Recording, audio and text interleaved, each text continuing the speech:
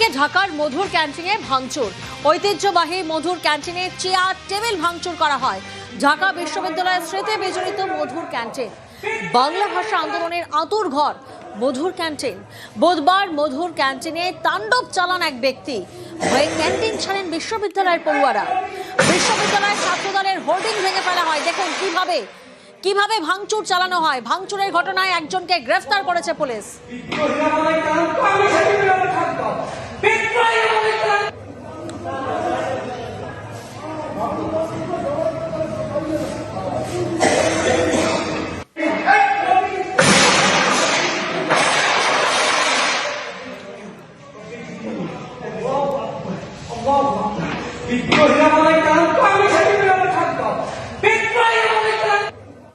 ভোটের বাংলাদেশে ফিরলেন তারেক।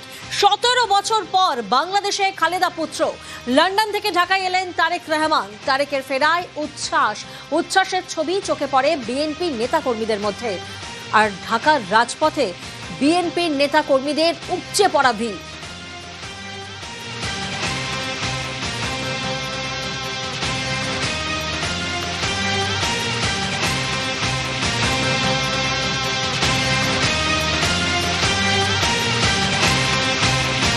দেশে পা দিয়ে আবেগে ভাসলেন তারেক রহমান।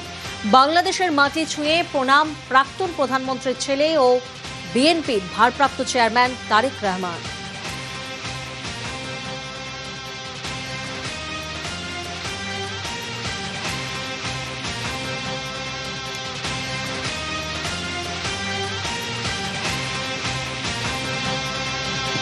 তারেকের কার্যকলাপে নজর ভারতের। তারেকের হাত ধরে দুই দেশের সুসম্পর্কের আশা।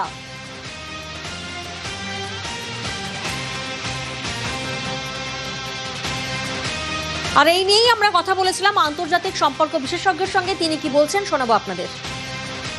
আমরা কিন্তু সবাই জানি যে খালেদা জিয়া তিনি বর্তমানে অত্যন্ত গুরুতর অসুস্থ এবং রাজনীতিতে অংশগ্রহণ করার মতো জায়গাতে এই মুহূর্তে নেই। কাজেই এই তারেক রহমান যে ফিরে আসছেন তিনি কিন্তু বিএনপির লিডারশিপটাকে সংহত করতে পারবেন।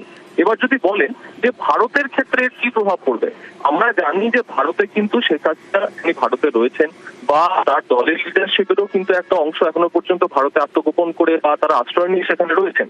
কিন্তু তারা কি ভারতের সেই গুরুত্বটাকে স্বীকার করছেন? তারা প্রকাশ্যে স্টেটমেন্ট দিচ্ছেন যে তাদের বাংলাদেশে ফেরা সেটা নাকি ভারতের উপর ডিপেন্ড করছে না, অর্থাৎ তারা যেন ভারতের গুরুত্বটাকে একটু কমিয়ে বা একটু অস্বীকার করে দেখতে চাইছেন। সেখানে বিএনপি যদি একটা স্টেবল পার্টি হিসেবে উঠে আসতে পারে এবং জামাতের প্রতিদ্বন্দ্বী হিসেবে যদি বিএনপি উঠে আসতে পারে, আমার কিন্তু মনে হয় ভারতের নতুন বৈদেশিক সম্পর্ক তৈরির জন্য সেটা গুরুত্বপূর্ণ পদক্ষেপ হতে পারে। বাংলাদেশের বাসিন্দাদের উজ্জীবিত করতে বার্তা তারেক রহমানের। তার ভাষণে নোবেলজয়ী আফ্রিকান আমেরিকান মানবাধিকার কর্মী মার্টিন লুথারের প্রসঙ্গ। বাংলাদেশের জন্য নিজের প্ল্যান শোনালেন Tarique Rahman.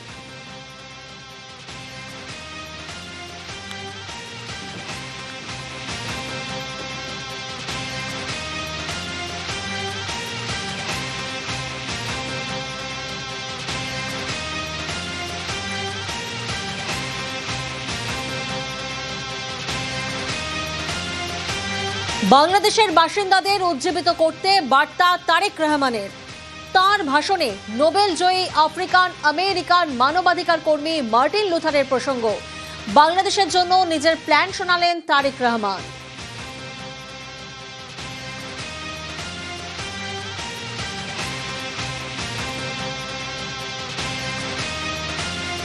Martin Luther King তার একটি বিখ্যাত ডায়লগ আছে, আই হ্যাভ এ ড্রিম। এই বাংলাদেশের মাটিতে দাঁড়িয়ে বাংলাদেশ জাতীয়তাবাদী দলের একজন সদস্য হিসাবে আপনাদের সামনে আমি বলতে চাই, I have a plan for the people of my country, for my country. এই পরিকল্পনা দেশের মানুষের স্বার্থে, দেশের উন্নয়নের জন্য। যদি সেই প্ল্যান, সেই কার্যক্রম, সেই পরিকল্পনাকে বাস্তবায়ন করতে হয়, এই সারা বাংলাদেশে গণতন্ত্রের শক্তি যত মানুষ উপস্থিত আছেন প্রত্যেকটি মানুষের সহযোগিতা আমার লাগবে।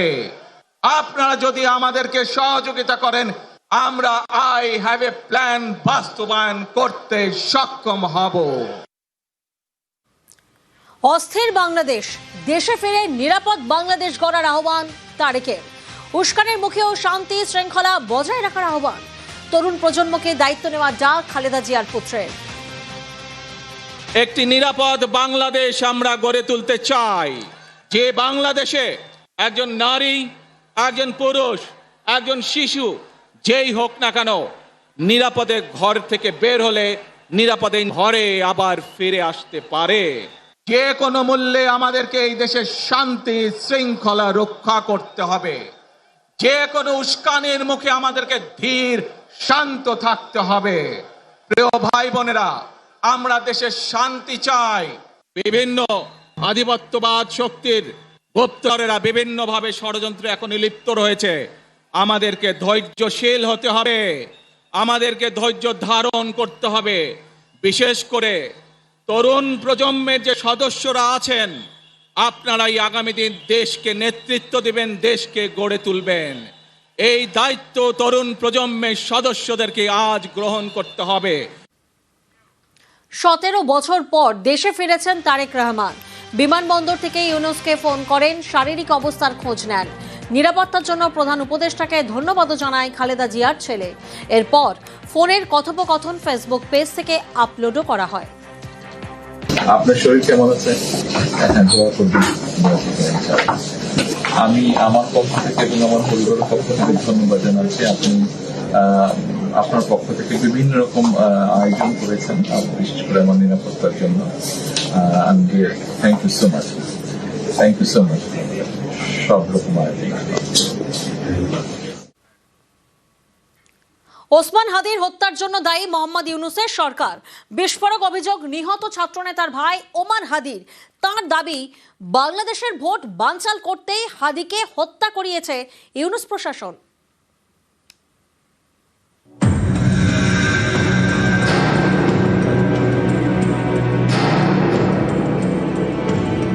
আপনারাই ওসমান হাদিকে হত্যা করিয়েছেন, আবার আপনারাই এটাকে ইস্যু করে নির্বাচন বানচাল করার চেষ্টা করতেছেন। ওসমান হাদির বিচার যদি না হয়, আপনারাও একদিনে বাংলাদেশ থেকে পালাতে বাধ্য হবেন।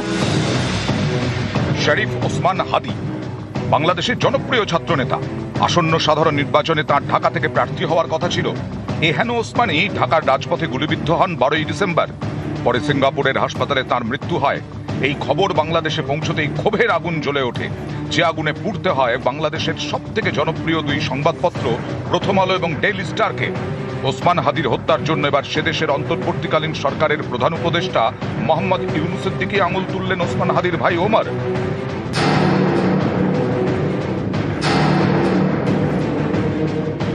আপনারাই ওসমান হাদিকে হত্যা করিয়েছেন, আবার আপনারাই এটাকে ইস্যু করে নির্বাচন বানচাল করার চেষ্টা করতেছেন। আপনারা যারা রাষ্ট্র ক্ষমতায় থাকাকালীন অবস্থায় ওসমান হাদিকে হত্যা করা হয়েছে, এই হত্যার দায় আপনারা এড়াতে পারবেন না। আপনাদেরও বিচার হবে। ওসমান হাদির বিচার যদি না হয়, আপনারাও একদিনে বাংলাদেশ থেকে পালাতে বাধ্য হবে। বাংলাদেশের কোটি কোটি মানুষ ওসমান হাদির বিচারের অপেক্ষায় আছে। এই হত্যার দায় আপনারা এড়াতে পারবেন না। ওসমান হাদি ছিলেন ভারত বিরোধী, তাই শুরুতে হাদি হত্যার দায় ভারতের ঘাড়ে চাপানোর চেষ্টা করে বাংলাদেশের মৌলবাদীরা। এমনও রটিয়ে দেওয়া হয় যে হাদির হত্যাকারীরা নাকি ভারতে পালিয়ে এসেছে, যদিও পরে বাংলাদেশ পুলিশ জানায় এমন কোনো তথ্য তাদের কাছে নেই। শেষ অবস্থানটা সুনির্দিষ্টভাবে আমাদের কাছে এভাবে তথ্য নাই। আমরা নানাভাবে আমাদের তদন্তকারী অফিসাররা, আমাদের গোয়েন্দারা চেষ্টা করে যাচ্ছে আসামি বর্ডার পার হয়ে চলে গেছে কিনা। আমরা এখনো কনফার্ম হতে পারিনি যে সে হয়ে চলে গেছে। যত সময় যেতে থাকে ততই পরিষ্কার হতে থাকে ছবিটা।